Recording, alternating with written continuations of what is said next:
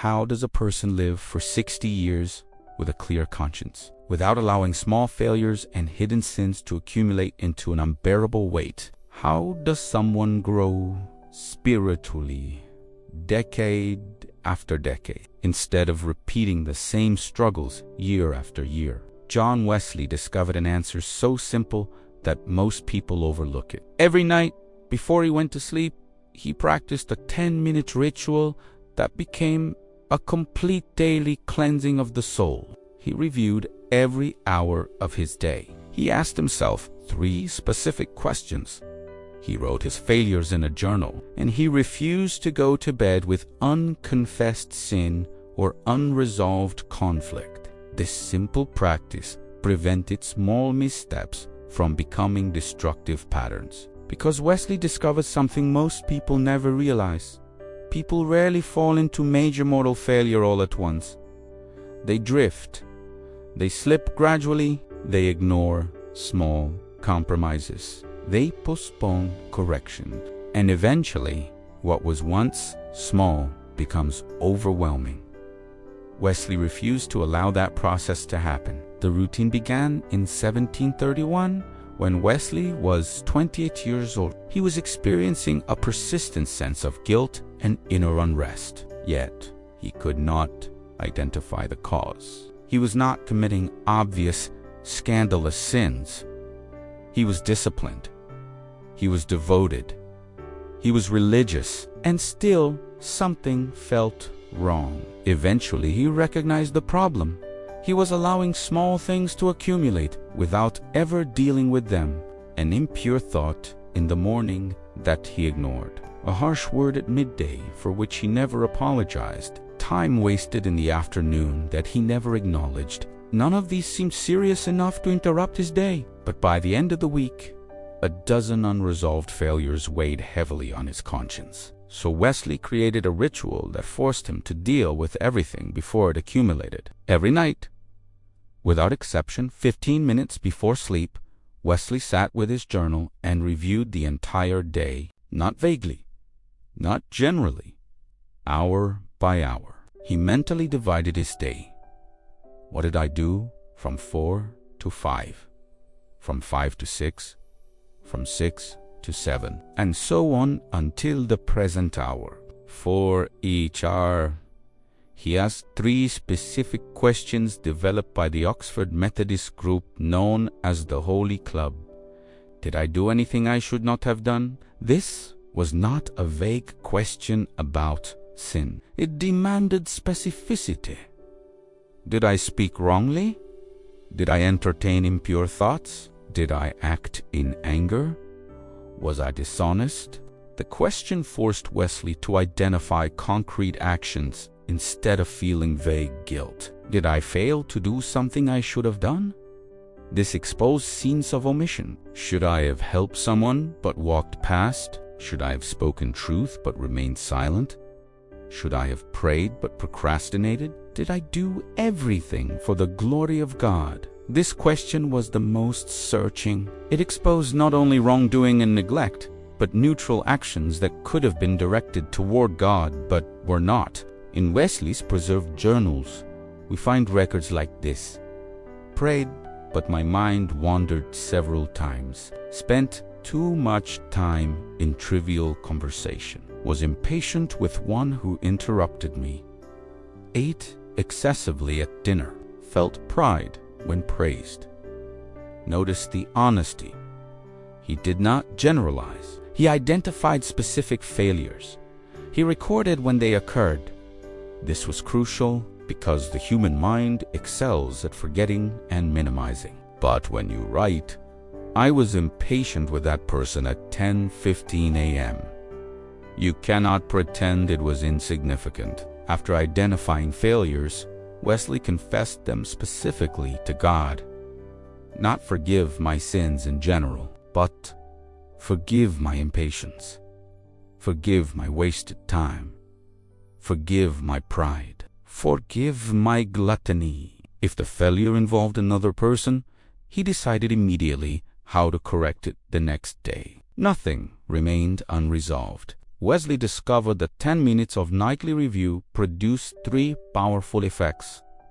It prevented accumulation. When you address failure the same day it occurs, nothing builds up. It is like washing dishes daily. 10 minutes of work, but if you wait a week, the task becomes overwhelming. It sharpened daily awareness. Knowing he would review each hour forced Wesley to pay attention throughout the day. He thought twice before speaking harshly, because he knew he would have to write it down. It revealed hidden patterns. This became the most powerful effect. After weeks of recording daily reviews, Wesley reread previous entries and saw patterns he never noticed while living day to day. Every Tuesday morning, he grew impatient. Certain individuals triggered gossip. Overeating at lunch produced afternoon lethargy.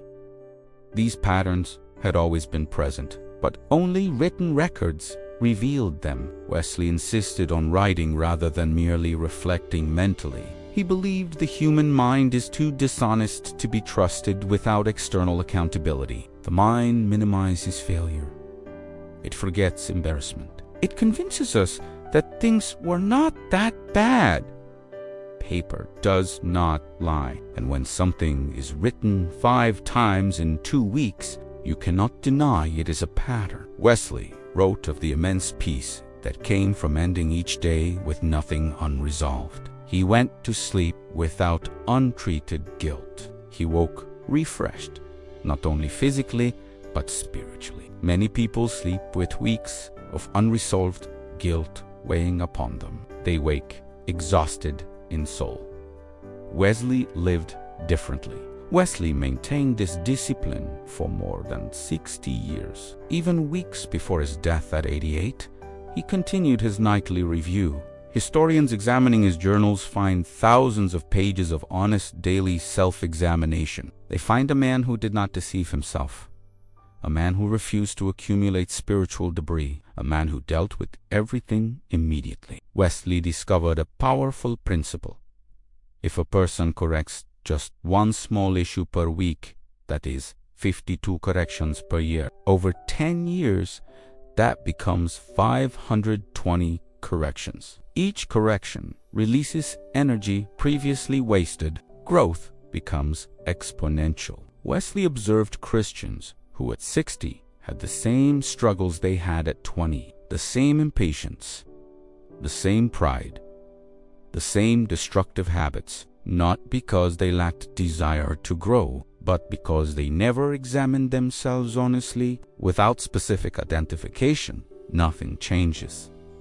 In reviewing journals from earlier years, Wesley noticed failures that once appeared weekly had disappeared. Impatience diminished, time wasting reduced, pride weakened, not through a dramatic spiritual event, but through thousands of small corrections. Nightly examination identifies a problem. Specific confession creates awareness. Repeated patterns generate healthy conviction. Conviction motivates change. Change is tested the next day. Results are recorded. Improvement compounds over time. Written records allowed Wesley to see progress clearly. Without documentation, growth often goes unnoticed. People change gradually, but without reference, they believe nothing has changed. Discouragement follows. Wesley saw documented progress as motivation to continue. Wesley's peace did not come from an easy life. His life was filled with opposition, hardship, and conflict. But he lived with peace because he handled everything daily. Nothing accumulated into a mountain. You are likely repeating the same mistakes year after year because you never paused to examine them honestly. 10 minutes of daily review could create a cycle of improvement that would transform you within a year. 10 minutes may seem insignificant, but 10 minutes daily equals over 60 hours per year of honest self-examination, and 60 hours of identifying and correcting problems can transform a life. What if the The difference between stagnation and transformation is not dramatic spiritual experience, but 10 honest minutes every day. What if lasting growth comes not from inspiration alone, but from daily reflection, confession, and correction? What if spiritual maturity is built through thousands of small adjustments rather than one defining moment? John Wesley believed it was, and his life proved it. Tonight, before you sleep, review your day. Ask 3 questions. Write your answers. Confess specifically. Correct tomorrow, do this daily, and watch what God begins to change within you, because transformation rarely arrives suddenly. It is built quietly, patiently, daily.